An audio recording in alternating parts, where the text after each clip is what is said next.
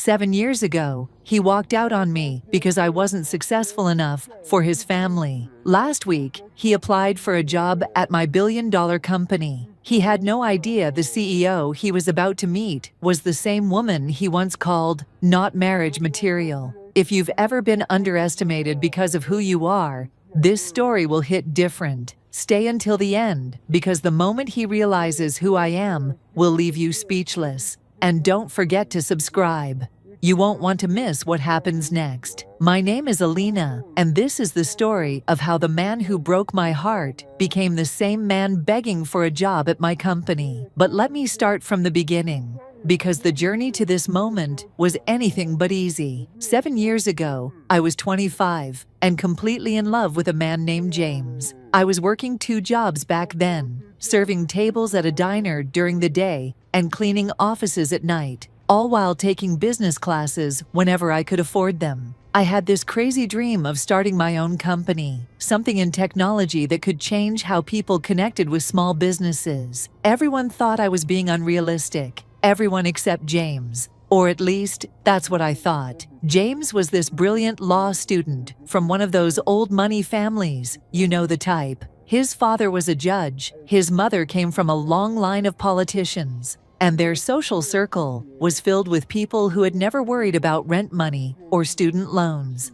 But when it was just the 2 of us, none of that mattered. He would listen to my business ideas for hours, helping me sketch out plans on napkins in cheap coffee shops. He made me believe that my background didn't define my future. We'd been together for almost 2 years when I first met his family. I remember spending weeks preparing for that dinner, saving up money to buy a dress that would make the right impression. His mother, Patricia, was polite enough on the surface, but I could feel her disapproval in every glance. The way she asked about my career aspirations, with that slight smile that never reached her eyes. The way she mentioned other young women from appropriate families who were doing such interesting things with their lives. After that dinner, things started changing. James became more distant, more critical of my dreams. He'd make little comments about how competitive the business world was, how maybe I should focus on something more stable, like getting my teaching certificate. When I got excited about a new business idea, he'd point out all the ways it could fail, instead of helping me figure out how it could succeed. The breaking point came on a Tuesday night in March. I remember it perfectly because I had just gotten rejected for another small business loan that day, and I was feeling defeated. James came over to my tiny studio apartment, and I could tell something was wrong from the moment he walked in. He couldn't even look me in the eye when he started talking. "Alina, we need to discuss our future," he said, pacing around my small living room like he was in a courtroom. "My mother thinks, and I'm starting to agree, that we might be holding each other back." I felt my stomach drop, but I tried to stay calm. "What do you mean, holding each other back? You're always talking about these business ideas, these big dreams, but you're not being realistic. I'm about to graduate law school, and I need to think about my career, my reputation. The people in my family's circle, they don't understand what you're trying to do. They see someone who's struggling to pay rent and calling herself an entrepreneur." Those words hit me like a physical blow. "So what are you saying, James?" He finally looked at me then, and I saw something in his eyes that I'd never seen before. Embarrassment. He was embarrassed of me. "I'm saying that maybe we want different things. I need someone who can fit into my world, someone who understands the importance of stability and social connections, someone who's already established herself." "You mean someone who's already rich?" I said quietly. "That's not fair, Alina. This isn't about money, isn't it? Your mother made it pretty clear at that dinner that I'm not good enough for your family. And now you're agreeing with her." He ran his hands through his hair, frustrated. "This is exactly what I'm talking about. You always make everything about race and class. Maybe the problem isn't them. Maybe it's that you're not mature enough to see that some dreams just aren't realistic." That was the moment something broke inside me, not just my heart, but something deeper. The part of me that had started to believe maybe I wasn't good enough. Maybe my dreams were too big for someone like me. "Get out," I said, my voice barely above a whisper. "Alina, get out of my apartment, James, and don't ever contact me again." After he left, I sat on my bathroom floor and cried for 3 hours straight. But when I was done crying, something else took over, a fire I didn't know I had. If James and his family thought I wasn't good enough, I was going to prove them wrong. Not for them, but for me. For every young black woman who had ever been told her dreams were too big, too unrealistic, too much. The next day, I applied for every tech job I could find, even ones I wasn't completely qualified for. I figured if I could get into the industry, I could learn from the inside and build the connections I needed. 3 weeks later, I landed a position as a junior consultant at a small tech firm. The pay was terrible, but I was finally in the door. I moved to Atlanta for the job, leaving behind everything I knew. Those first few months were brutal. I was working 60-hour weeks, living in a tiny room I rented from a college student, and spending every free moment learning everything I could about technology, business development, and entrepreneurship. I ate ramen noodles for dinner more nights than I care to count, but I was building something. 6 months into the job, I had my breakthrough moment. The company I worked for was struggling to help small businesses manage their online presence. Most of the solutions on the market were either too expensive or too complicated for mom-and-pop shops. That's when I realized I could create something different, an all-in-one platform that was affordable and user-friendly, specifically designed for small businesses. I spent every evening and weekend for the next 4 months building a prototype. I taught myself basic coding through YouTube videos and online courses. I interviewed dozens of small business owners to understand exactly what they needed. When I finally had something worth showing, I started pitching to investors. The rejections were brutal at first. Meeting after meeting, where middle-aged white men in expensive suits would listen politely to my pitch and then explain why it wouldn't work. Some were subtle about their dismissal. Others were more direct. One investor actually told me that I should consider finding a more experienced co-founder to be the face of the company. The message was clear. They didn't think a young black woman could lead a tech startup. But I kept going. I refined my pitch, improved my product, and eventually found someone who believed in my vision. Her name was Dr.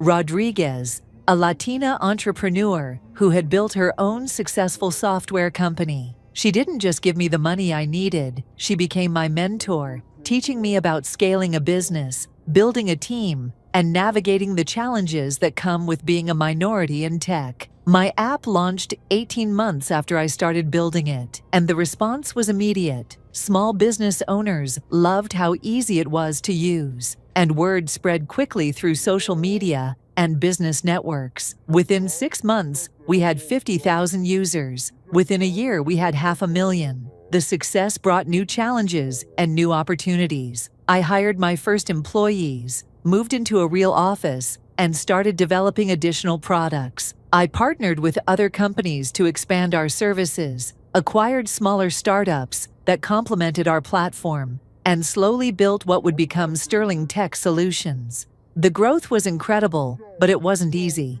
There were countless nights when I questioned whether I was making the right decisions, whether I was in over my head. The pressure of being one of the few black women running a major tech company was immense. Every mistake felt magnified. Every success was scrutinized.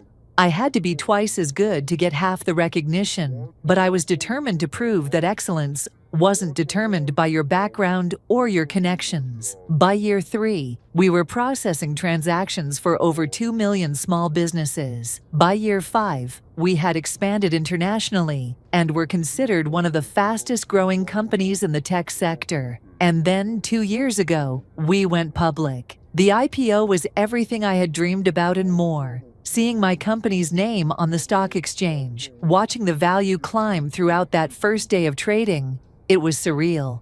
But the moment that really hit me was when the final numbers came in. I was officially a billionaire. The girl who used to count quarters to buy groceries had built a billion-dollar company. The media attention was overwhelming. Forbes put me on their cover. I was invited to speak at conferences around the world. Other entrepreneurs wanted to know my secret, my strategy, my advice. But through all of it, I never forgot where I came from or why I started this journey. I used my success to create opportunities for others. We established an internship program specifically for students from underrepresented communities. I started a venture capital fund focused on investing in minority-owned businesses. I wanted to be the investor I had needed when I was starting out, the person who saw potential instead of just problems. Which brings me to last week. I was in my office reviewing applications for our latest round of hiring when my assistant knocked on my door. "Ms. Sterling," she said,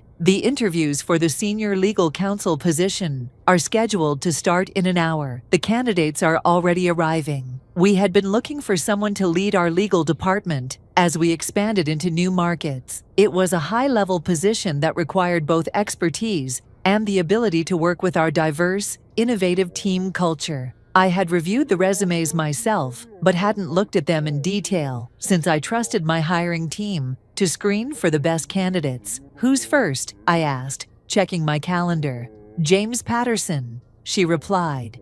"He comes highly recommended from his previous firm." The name hit me like lightning. James Patterson. It couldn't be the same James, could it? I felt my heart rate increase as I tried to stay calm. "Can you bring me his file?" When she handed me the folder, there it was, his photo. Older now, but unmistakably him. James, the man who had told me I wasn't good enough for his world, was about to interview for a job at my company. The irony was almost too perfect to believe. I had two choices. I could have someone else conduct the interview, avoid the confrontation entirely, or I could see this through myself, face to face with the man who had broken my heart and motivated my success in equal measure. I chose to see him myself. An hour later, I was sitting in my corner office, floor-to-ceiling windows overlooking the city, awards and recognition letters covering one wall, a photo from the Forbes cover shoot on my desk. I had built this empire from nothing, and today, the man who once told me my dreams were unrealistic was going to walk through that door asking for a job.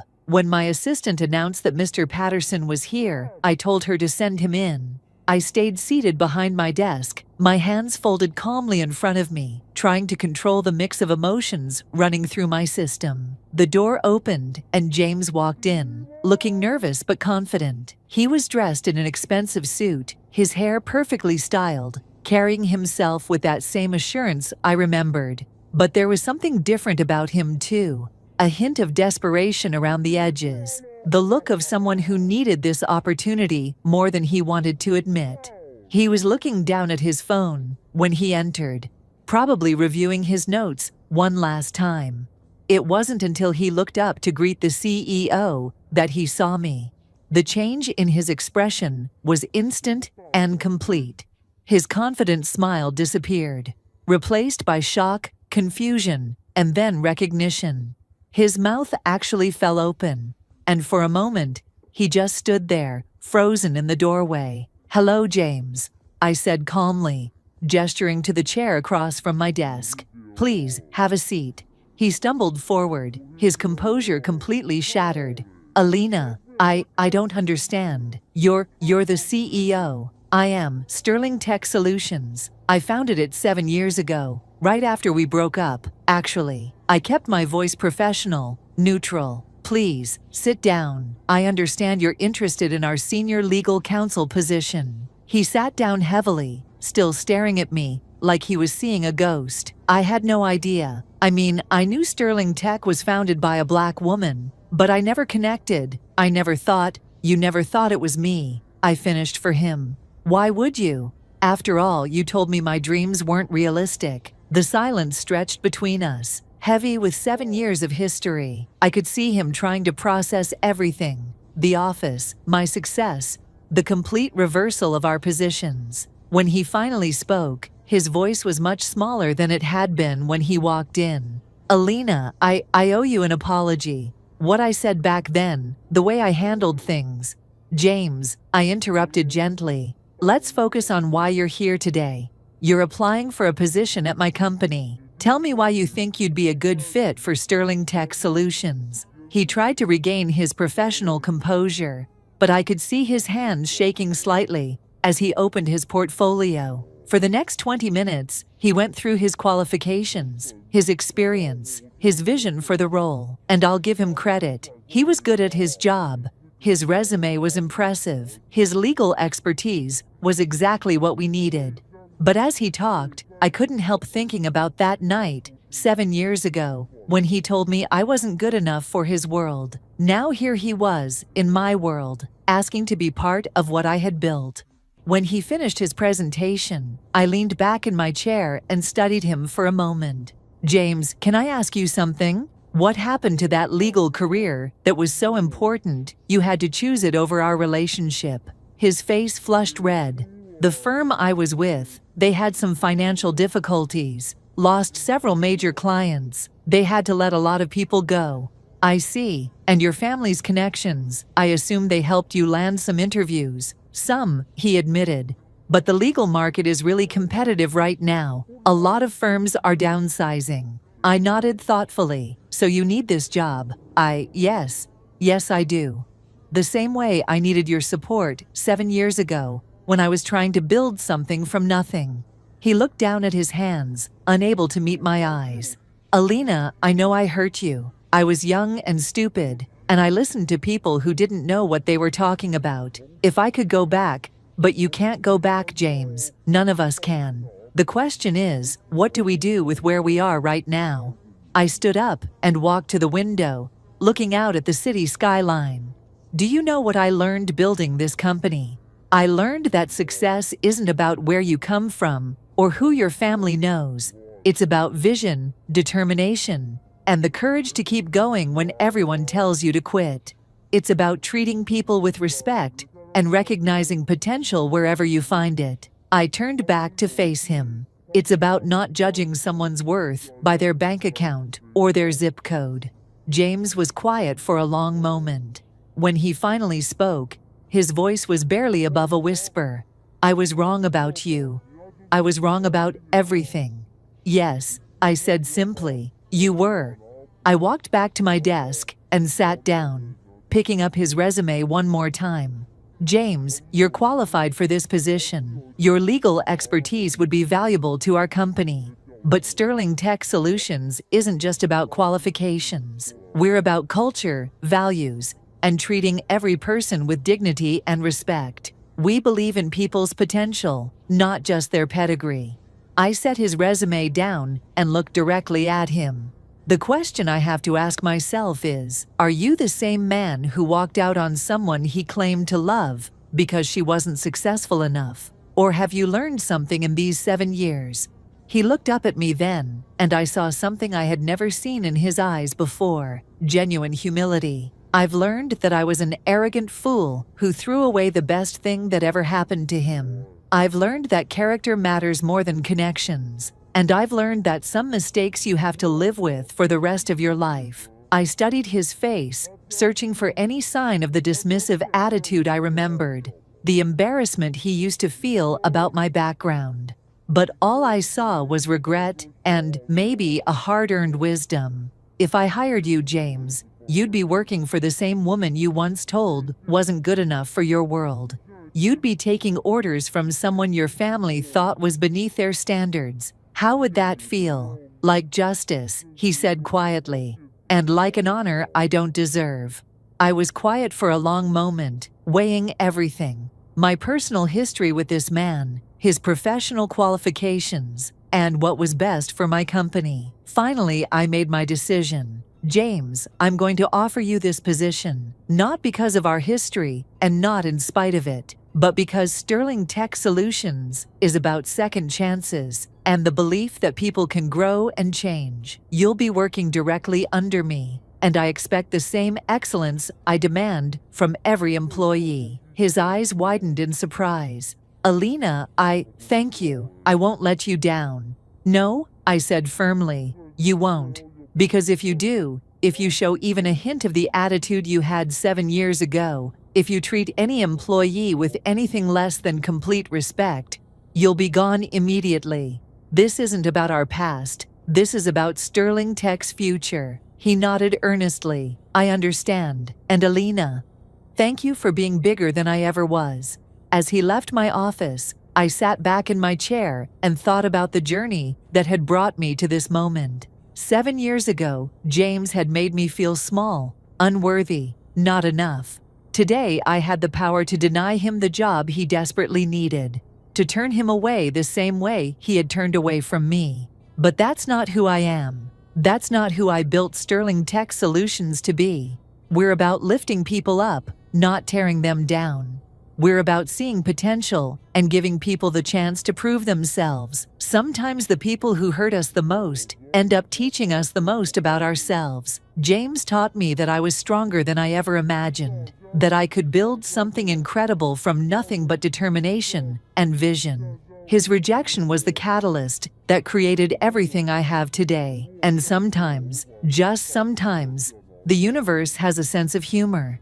The man who once told me I wasn't good enough for his world is now grateful to work in mine. Sometimes, the people who count you out end up working for you. If this story inspired you to never give up on your dreams, smash that like button and subscribe for more stories of triumph. Drop a comment below about a time someone underestimated you. I read every single one. Remember, your setbacks are just setups for your comebacks.